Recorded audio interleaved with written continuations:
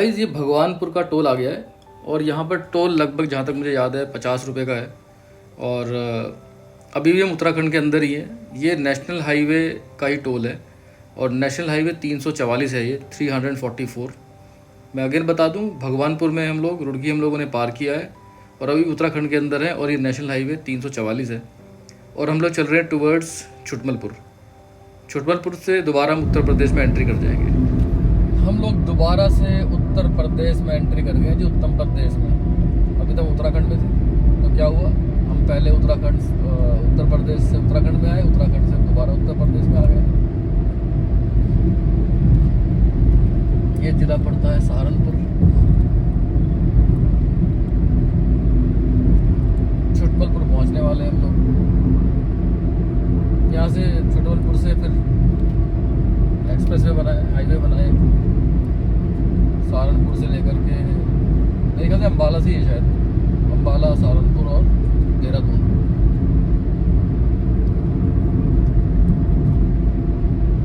तो ये लेफ्ट यहाँ से जाएंगे तो पहुँच जाएंगे सहारनपुर, 24 किलोमीटर है यहाँ से, और देहरादून 43 किलोमीटर से यहाँ से राइट, और हम लोग छुटमलपुर पहुँच गए। तो गाइज़ ये लीजिए, हम लोग दोबारा उत्तर प्रदेश के अंदर एंट्री कर गए हैं। जैसा कि मैं अपने ओरिजिनल वॉइस के अंदर बोल रहा था उस वक्त, लाइव जब मैं रिकॉर्ड कर रहा होता हूँ। यहाँ से लेफ़्ट जाएंगे आप तो आप पहुँच जाएंगे सहारनपुर। राइट ले रहे हैं हम लोग, छुटमलपुर सीधा जाएंगे, छुटमलपुर पहुँच जाएंगे। और ये अम्बाला से हाईवे निकला है, ये भी नेशनल हाईवे है। इस हाईवे का नाम है 307 और ये हरियाणा से होता हुआ सहारनपुर से होता हुआ ये उत्तर प्रदेश के अंदर ही रहेगा और बिहारीगढ़ तक ये गया है 307। अभी आगे मैं आपको दिखाऊंगा, आगे और भी नई डेवलपमेंट हो रही हैं, आगे चल के बात करेंगे उस बारे में। हाँ, अगर आप बिहारीगढ़ जा रहे हैं तो बिहारीगढ़ में बहुत मशहूर, उससे पहले बहुत सारे लाइन से पकौड़े वाले मिलते हैं। मुझे कुछ खास नहीं लगा, ठीक ठाक था। आप अगर पकौड़े खाने के बहुत शौकीन हैं तो आप रुक सकते हैं। लाइन से 10-12 दुकानें हैं लेफ्ट हैंड साइड पर, आपको रुकना है तो रुकिएगा और पकोड़े खाइएगा। ये सामने एक्सीडेंट हो गया है, एक गाड़ी स्विफ्ट है ये, जो फुटपाथ के ऊपर चढ़ गई है, बीच में डिवाइडर के ऊपर चढ़ गई है।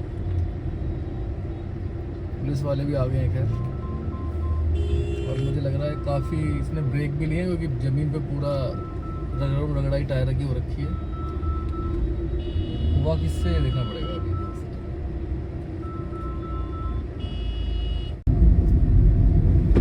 काफ़ी ज़बरदस्त सामने की टक्कर लगी है, किस चीज़ से लगी ये नहीं पता चल पा रहा, लेकिन जो डिवाइडर है उसके ऊपर गाड़ी चढ़ गई है स्विफ्ट, और आगे से पूरा डैमेज हो गई है। इसीलिए कहते हैं ज़्यादा स्पीड पे गाड़ी चलानी चाहिए। मैं 70-80 से ऊपर चलाता ही नहीं कभी। तो गाइज़ एक्सीडेंट बहुत अच्छा खासा था और काफ़ी डैमेज हुई है गाड़ी, पूरे एयरबैग्स वगैरह निकल गए थे। ये शुक्र है किसी के हताहत होने की खबर नहीं है, यहाँ पर कोई ऐसा दिखा नहीं। यहाँ पर सामने टक्कर लगी है, किस चीज़ से लगी ये नहीं पता। खैर एनीवेज, हम लोग अपने सफ़र को सुचारू रूप से रखते हैं। स्पीड का बहुत ध्यान रखना चाहिए। मैं नॉर्मली 80 से ऊपर गाड़ी चलाता नहीं हूँ, हाईवेज़ के ऊपर भी, उससे एवरेज भी अच्छी आती है। अब यकीन नहीं मानेंगे, मैं गाड़ी चलाता हूँ उसकी एवरेज लगभग 25 की एवरेज आती है, 25 की। और ये बहुत अपने वीडियोस में बता भी चुका हूँ, दिखा भी चुका हूँ कि क्या एवरेज आ रही है। हाईवेज़ के ऊपर मेरी डीजल की गाड़ी है, 25 की एवरेज बड़ा इजीली देती है। तो मुझे सामने देहरादून के पहाड़ नज़र आने शुरू हो गए, और देहरादून जहाँ तक मुझे लगता है अभी करीब 20 से 25 किलोमीटर होगा, 20 किलोमीटर तो होगा अंदाज़ा मेरा। ये अमानतगढ़ जगह है, अभी अमानतगढ़ लेफ्ट हैंड साइड पर बाग लगे हुए हैं।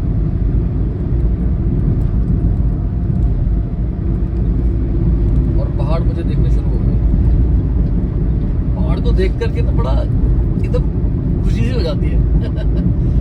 ये नेशनल हाईवे 307 है, दफा 307।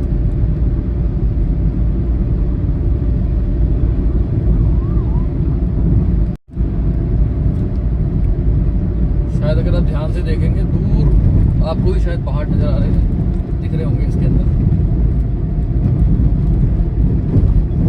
पतले नज़र आ रहे हैं, लेकिन मैं अगर ध्यान से देखता हूँ तो हाँ, स्क्रीन के अंदर भी नज़र आ रहे हैं, ये बहुत हल्के नज़र आ रहे हैं। जहाँ रोड ख़त्म हो रहा है बिल्कुल वहाँ पे लास्ट में।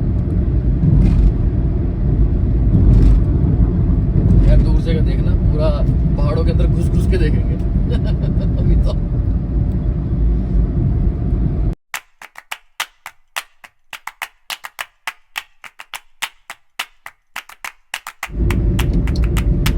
अगर आप बिहारीगढ़ आ रहे हो, क्रॉस कर रहे हो, तो यहाँ से पकोड़े खाना मत भूलना। लाइन के साथ आप दुकान है पकोड़ों की, और ज़्यादा महंगे भी नहीं।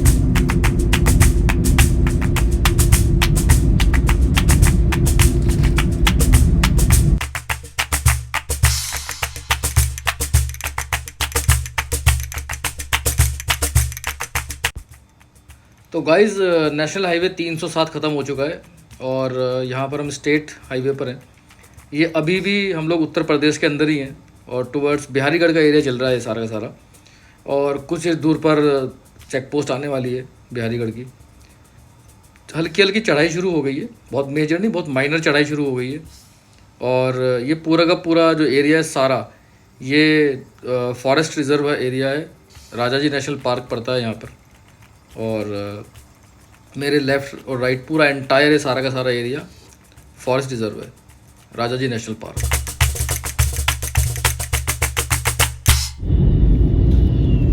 तो ये रास्ता शुरू हो गया राजा जी नेशनल पार्क का, इसको मोहंड भी बोलते हैं जगह को। और यहाँ से पहाड़ जो है शुरू होने वाले हैं, लेकिन जो एरिया जितना भी सारा ये सारा फॉरेस्ट का एरिया है, राजा जी नेशनल पार्क।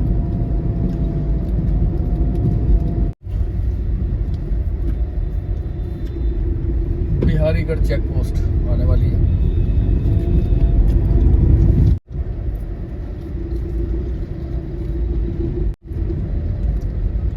बड़ी सख्त चेकिंग चल रही है, काफी पुलिस वाले खड़े हैं। तो गाइज़, बिहारीगढ़ हम लोग पहुंच चुके हैं और बिहारीगढ़ के बाद से ही चढ़ाई शुरू हो जाती है। चेकिंग ठीक ठाक थी, होनी भी चाहिए नॉर्मली, लेकिन अमूमन इतनी चेकिंग नहीं होती है, इतने पुलिस वाले खड़े नहीं होते हैं लेकिन इस बार कुछ ज़्यादा ही पुलिस वाले खड़े थे। अब आपको पहाड़ नज़र आने शुरू हो गए होंगे और मेरे राइट हैंड साइड पर एक ये बरसाती नदी बह रही है। और मैं आपको बता दूं कि एक अलग रूट बन रहा है देहरादून को जोड़ने के लिए। जो ये मेरे राइट हैंड साइड पर बरसाती नदी है, इसके ऊपर पूरा एलिवेटेड रोड बनाया जा रहा है। जी हाँ, नदी के ऊपर, क्योंकि बरसाती नदी है, जब अमूमन इस पर पानी नहीं होता है, सूखी रहती है ज़्यादातर ये 8-10 महीने अप्रॉक्सीमेटली। तो इसके ऊपर एलिवेटेड पूरा रोड बनाया जा रहा है। पीछे जहाँ पर नेशनल हाईवे 307 ख़त्म हुआ था, वहाँ से लेकर के देहरादून तक पूरा एक नया प्रोजेक्ट बन रहा है। जैसे मैं आपको पहले ही बता रहा था कि काफ़ी कुछ है दिखाने के लिए इस वीडियो के अंदर। तो 307 जहाँ ख़त्म होता है, वहाँ से लेकर के देहरादून तक एक नया एलिवेटेड रोड बना रहे हैं। उसकी मैं कुछ आपको फ़ोटोग्राफ्स और कुछ वीडियोस दिखाऊंगा। तो मसूरी लगभग यहाँ से अप्रॉक्सीमेटली 50 किलोमीटर के आसपास है। और मैं ज़रा गाड़ी साइड में रोक लेता हूँ और आपको दिखाता हूँ। नहीं के लिए मैंने गाड़ी रोक ली और बाहर आ गया हूँ मैं। दिखाता हूँ क्या दिखाना चाह रहा हूँ मैं आपको। ये आपको पिलर्स बनते हुए नज़र आ रहे होंगे, ये पिलर आपको कास्ट होते नज़र आ रहे होंगे। ये क्या है और दिखाता हूँ।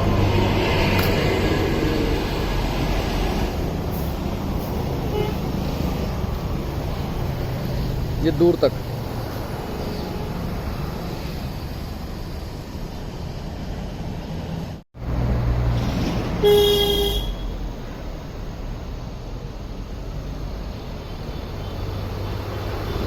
तो ये बरसाती नदी है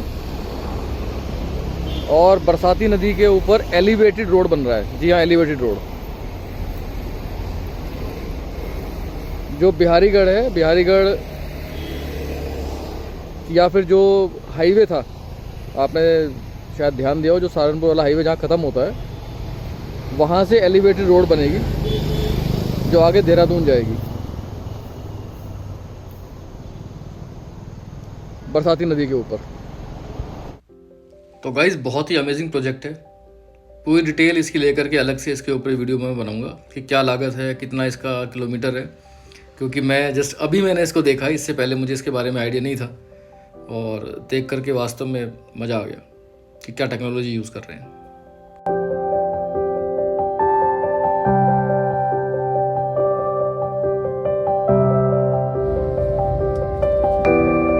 तो यहाँ पर जो ब्रिज है, एक बरसाती नदी निकलती है यहाँ से, उसके ऊपर ब्रिज बना हुआ है। तो वो बहुत छोटा, बहुत संकरा है, तो एक वक्त में एक ही तरफ से ट्रैफिक आ सकता है। तो अभी एक ट्रैफिक बंद किया हुआ है और उधर सामने ट्रैफिक आ रहा है। तो हमारी बारी आ गई है चलने की।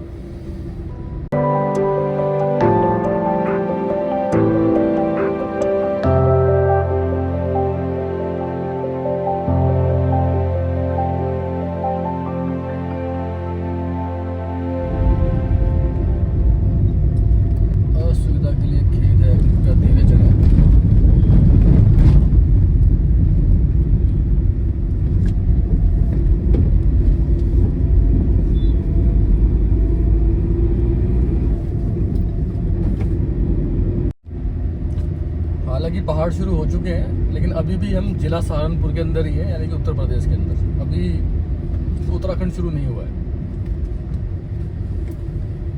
तो जैसे मैं आपको दिखा रहा था अभी कि सूखी हुई नदी, बरसाती नदी है, उसके ऊपर एलिवेटेड रोड बना रहे हैं। कहाँ से? जहाँ सहारनपुर एक्सप्रेसवे या हाईवे, सॉरी, जो ख़त्म होता है, नेशनल हाईवे 307, वहाँ से एलिवेटेड रोड बना रहे हैं टुवर्ड्स देहरादून।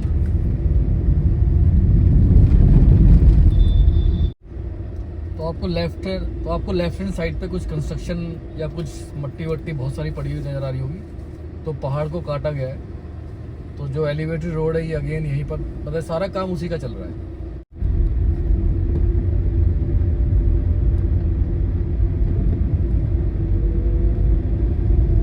मसूरी 47, देहरादून 13 किलोमीटर। हालांकि हम उत्तराखंड के अंदर एंट्री कर गए हैं। कास्ट नगरी सहारनपुर उत्तर प्रदेश पधारने के लिए आपका धन्यवाद, पुनः आगमन प्रार्थनीय है। तो यहाँ से उत्तर प्रदेश की सीमा खत्म होती है और यहाँ से देहरादून शुरू हो जाता है, उत्तराखंड। और ये टनल आ गई है, फेमस टनल देहरादून की।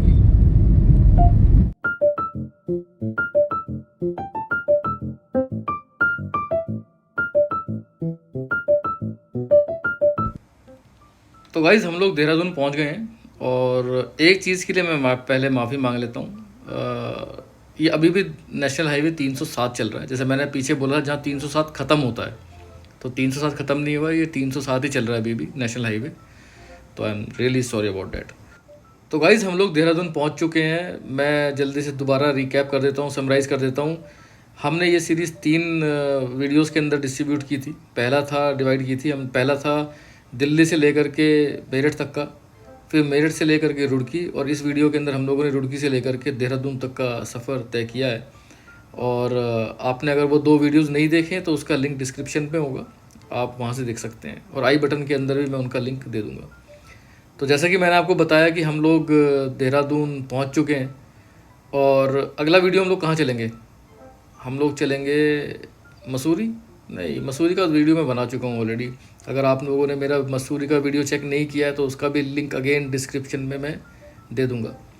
हम लोग चलेंगे चक्राता अगले वीडियो के अंदर, मसूरी से लेकर के चक्राता, और बहुत ही अलग तरह का रोड है। लोग ज़्यादातर देहरादून होते हुए चक्राता जाते हैं, लेकिन मैं आपको लेकर के चलूँगा मसूरी से चक्राता, जो बहुत ही कम लोगों ने उसके ऊपर वीडियोस बनाए होंगे। और मैंने सुना है बहुत ही शानदार रोड है और पूरा हट के उसका एक्सपीरियंस है। जंगल से होता हुआ, छोटे छोटे गांव से होता हुआ निकलता है वो। तो मिलेंगे एक नई वीडियो के अंदर चक्राता के। आपको ये वीडियो कैसा लगा मुझे कमेंट में ज़रूर लिखिएगा। और मेरी तो यही रहता है कि मैं आपको अच्छे से अच्छा कंटेंट दूं। और दोबारा से आप जानते हो 1.5 साल बाद मैंने वीडियो बनाने शुरू किए हैं, तो थोड़ी सी हैबिट नहीं रही है। 1.5 साल का गैप बहुत बड़ा होता है। तो anyways so thank you guys, आपका बहुत बहुत धन्यवाद कि आपने ये वीडियो देखा। और अगर अभी तक आपने मेरा चैनल सब्सक्राइब नहीं किया है तो प्लीज़ सब्सक्राइब कर लीजिएगा। और आगे मैं आपको बहुत ही अच्छे वीडियोस और अच्छी अच्छी लोकेशंस पे आपको लेके चलने वाला हूँ। तो thank you once again. Take care, God bless, bye.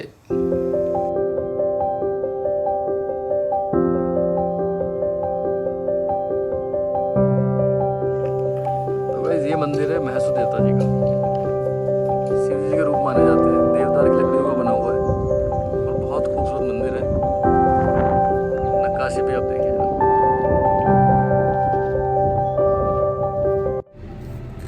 तो अब हुआ ये है कि मैंने पूछा यहाँ के लोकल गांव वालों से कि यहाँ पे कोई पेट्रोल पंप वगैरह है क्या, तो उन्होंने बोला कि यहाँ पे दूर दूर तक कोई पेट्रोल पंप नहीं है, दूर दूर तक। ठीक है, या तो विकास नगर है, विकास नगर 50 किलोमीटर है, 50 किलोमीटर मेरी गाड़ी चल नहीं सकती। फिर मैंने पूछा चक्राता में के अंदर भी कोई पेट्रोल पंप नहीं है। तो अगर आप आ रहे हो तो अपना टैंक फुल करा के आना। तो अभी लेकिन हुआ ये है कि मुझे फिर लोकल गाँव वालों ने बोला है कि यहाँ पे डीजल मिल जाएगा, तो वो मुझे डीजल अवेलेबल करा के दे रहे हैं। तो ये हमारा डीजल आ गया है। कितना लाए हो? 7 लीटर। 7 लीटर। चलो ठीक है, 7 लीटर डाल दो।